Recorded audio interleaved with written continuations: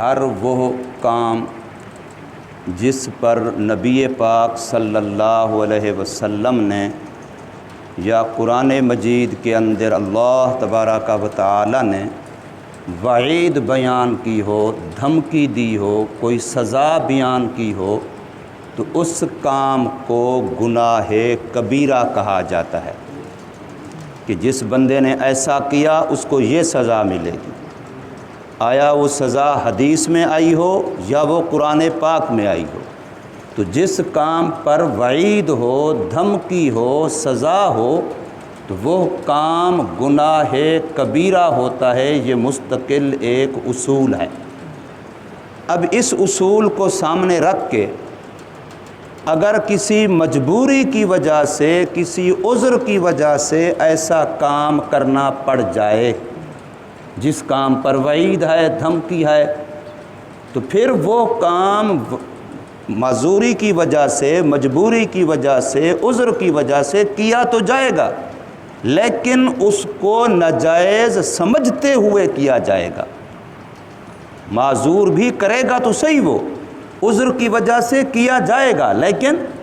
دل میں، دماغ میں، عقیدے میں اس کو سمجھے گا کیا کہ یہ ناجائز ہے۔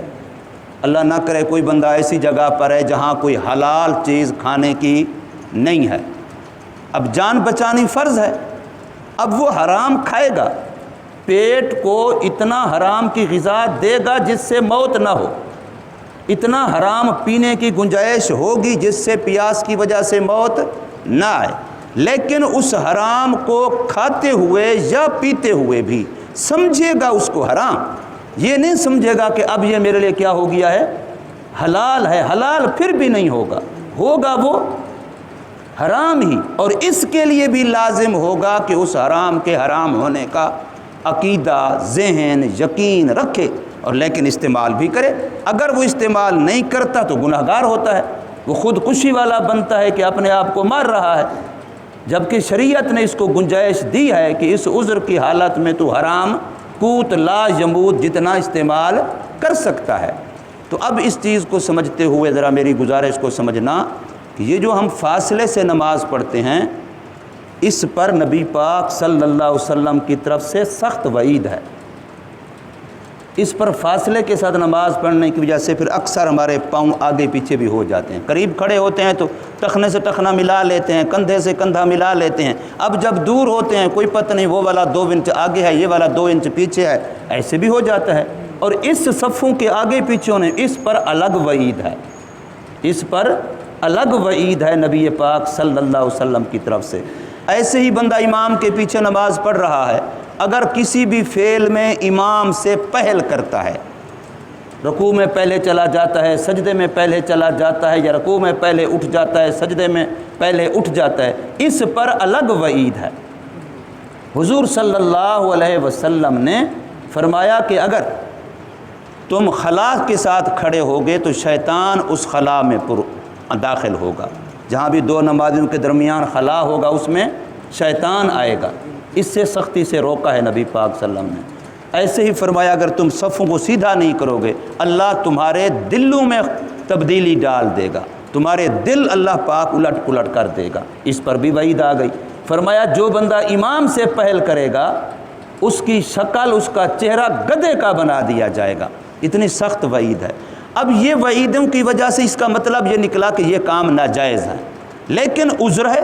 مجبوری ہے، ہم نے کرنے بھی ہیں، علماء کا فتویٰ بھی ہے، حکومت کی طرف سے بھی ہدایات ہیں، اور ہم نے وقفہ بھی رکھنا ہے، فاصلہ کرنا ہے۔ اب یہ کرنا ضروری ہوگا، جیسے وہاں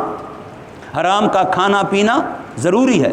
تو یہاں پر بھی یہ وقفہ اب ضروری ہوگا، لیکن اس وقفے کا نظریہ یہ نہ بن جائے کہ جی 6 مہینے گزر گئے، سال گزر گئے، اب ہم وقفے سے پڑھ رہے ہیں، ذہن سے یہ بات نکل جائے کہ اب یہ کوئی گناہ ہی نہیں ہے، اور گناہ نہ ہونے میں اتنے تک بندہ پھر چلا جاتا ہے کہ بعد میں جو ہمارے بچے پرورش پا رہے ہوتے ہیں اس ماحول میں، وہ سمجھتے ہیں کہ شاید یہ نماز میں اکٹھے کھڑا ہونا، مل کے کھڑا ہونا، یہ کوئی مسئلہ دین کا ہے ہی نہیں۔ ان کے دلوں میں یہ بات آ جاتی ہے، اس لیے کہ وہ تو نئی نسل ہے، وہ پرورش اسی میں پا سکتے ہیں۔ ہمارے نمازی کئی ایسے ہوتے ہیں جو بیچارے آتے ہی سال کے بعد ہیں، 6 مہینے کے بعد ہیں، کبھی مسجد میں دیکھا تو نماز تو ایسے پڑھتے ہیں، وہ کہ اچھا نماز ہوتی ایسے ہے۔ ضیاء صاحب نے اپنے دور میں ایک دفعہ نمازوں کو ہر عدالت میں، ہر ادارے میں ضروری قرار دیا تھا، تو ظہر کی نماز کسی ادارے میں پڑھنے کے لیے، اب سارے تو تھے، مولوی کوئی تھا نہیں، سارے ایسے تھے، تو کہیں نماز کون پڑھائے؟ تو ایک نے کہا میں پڑھاتا ہوں، ظہر کی نماز تھی، اس نے نماز پڑھائی، 2 رکعتیں پڑھائیں۔ بے اللہ کا بندہ 2 کیوں پڑھائی؟ تو نے 4 ہوتی ہیں، ظہر ہے۔ کہتا ہے میں تو جب سے بھی پڑھنے لگا ہوں، جمعے کی نماز ظہر کا وقت ہوتا ہے 2 ہی پڑھتے ہیں۔ یہ باقاعدہ اس وقت کی ریکارڈ پر آئی تھی بات۔ تو اس لیے بسا اوقات ایسے ہو جاتا ہے، اور پھر اس میں یہ بھی غفلت ہو جاتی ہے۔ آپ نے دیکھا نماز کوئی پڑھ رہا ہو تو نمازی کے آگے سے گزرنا کتنا بڑا جرم ہے۔ حدیث بات میں آتا ہے 40 سال بھی انتظار کرنی پڑے تو انتظار کرو،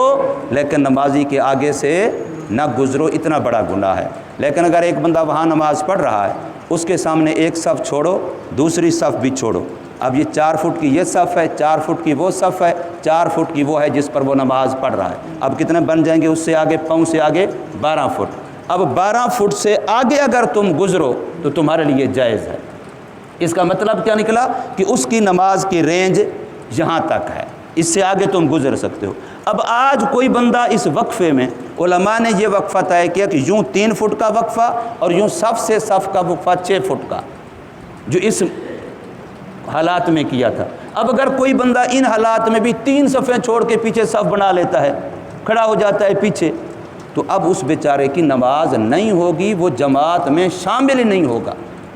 اگر یہ ایک صف بھی خالی پڑی ہے، دوسری بھی خالی پڑی ہے، تیسری پر وہ کھڑا ہے، تو اس کے آگے اور اس صف کے آگے کے درمیان میں کتنے فٹ بن جائیں گے خالی جگہ؟ 12 فٹ بن جائیں گے۔ اور 12 فٹ درمیان میں چھوڑنا، جیسے میں نے عرض کیا کہ 12 فٹ آگے اگر امام کے آگے گزرے گا تو گزرنا